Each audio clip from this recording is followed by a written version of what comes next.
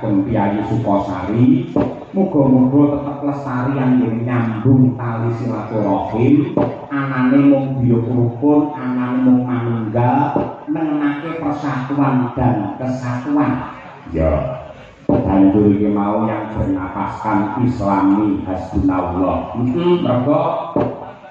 laladan kene iki dikupeng karo nuwun sewu pondok pesantren lan uga tempat ibadah becik kuwi masjid apa dene musala langgar ya tur Kyai Sukosari khususnya Kyai Demung ingkang meluk agami Islam rata-rata tumajuh panembahe marang pangeran ya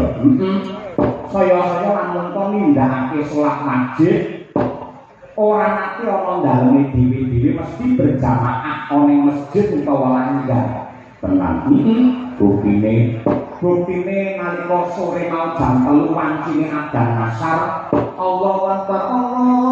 Akbar Kyai Sukosari langsung gruduk neng sawah neng sawah lah jite musolane liwati sawah kono oh iya nek elok alhamdulillah Sukosari sangat indah Sukosari sangat megah ora mongkro-mongkro bersih desa prasasat kaya hari jadi Kabupaten Ponorogo kok kang untuk panitia Sukosari adicara becike nganti kaya ngene elok menanan wis sore ditata kanthi lancar persiapan wis pirang-pirang sasi kok iya monggo janjane acarane bersih desa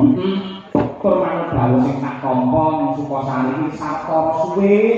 ya kuwi ora ana layangan dalam rangka bersih desa ngono banjur ana usulan ana aspirasi saka para warga masyarakat mbok wayangan ben monggo disane iso dukun men untuk berkali Gusti Allah lah gandeng perangkat desa dipanggilane karo Pak Lurah Pak Slamet anane wong ngamini kersane warga masyarakat lan ini bukan yang pertama untuk yang terakhir manut pangandikan Pak Lurah akan dilestarikan dalam rangka bersih desa tiap tahun tetap wayangan ing Sukosari ya kaya ngono kuwi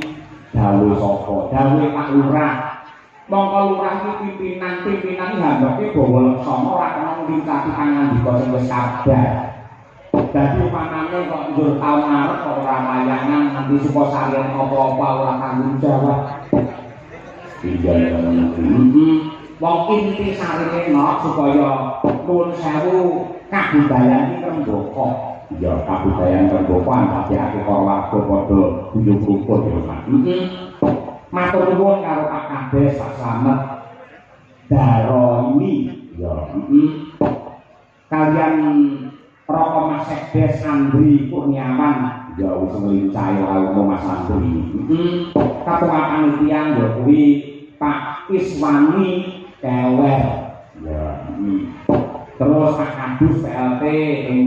Demung Pak Eko Budianto Sinengkuyung ya kuwi Kadus lan uga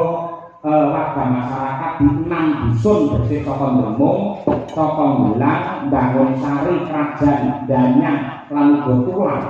ya Sinengkuyung Paguyuban Singo Taruna lan sing penting meneh supaya kabeh sing nyambut gawe iki ora lesu ora resah ora apa iki jenenge banjur kelangan apa bebayune matur nuwun marang sing juru masak wabil khusus ibu-ibu wong pawon tepuk tangan ibu-ibu wong pawon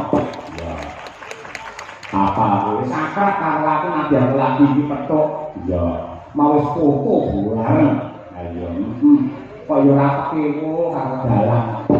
dalange dimpek-empek nang tengah ayo mongko iki mepet sudah padalan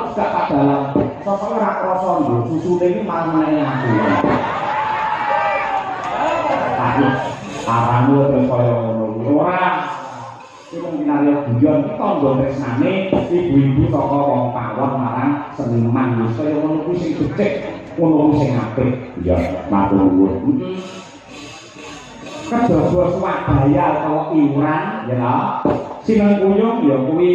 saka dana pemerintah desa ing Sukosari di dukung karo para donatur lan uga untuk pangestune pemerintah ing Kabupaten Ponorogo. Ya. Disanggawe ya kuwi launching aplikasi Aku Dekat. Ya kuwi administrasi kependudukan desa dan kelurahan cepat,